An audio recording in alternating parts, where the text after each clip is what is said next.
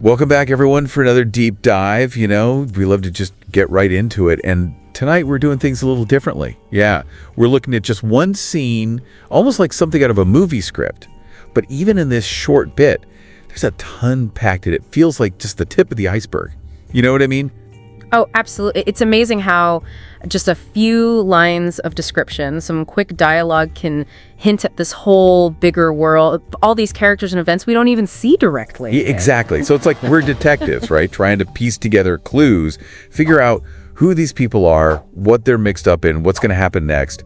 And this scene, man, it starts off dropping us right into this dimly lit street. There's a car idling way off in the distance.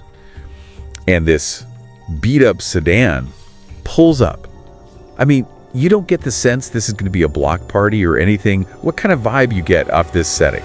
Unease, right off the bat, the darkness, that isolation. It's not some place you meet for a friendly chat. This is for secrets, stuff that has to stay hidden, and that beat-up car that adds to it, too. It suggests these people aren't exactly high rollers, maybe desperate even, and that just makes the whole thing feel more unpredictable, more dangerous. Yeah, no shit. So we got the scene set, and then we meet our two main players, Jay and Reyes.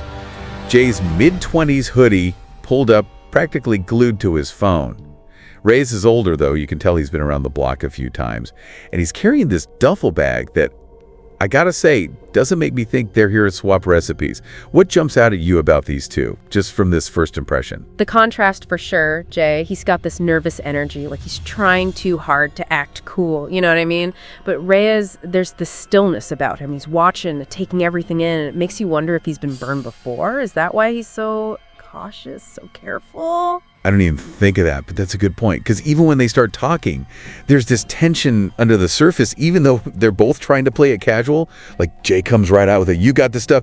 But Reyes, he's taking his time sizing Jay up, not giving anything away. Yeah, their words, it's almost like a performance, you know? They're putting on this front to hide what they're really thinking.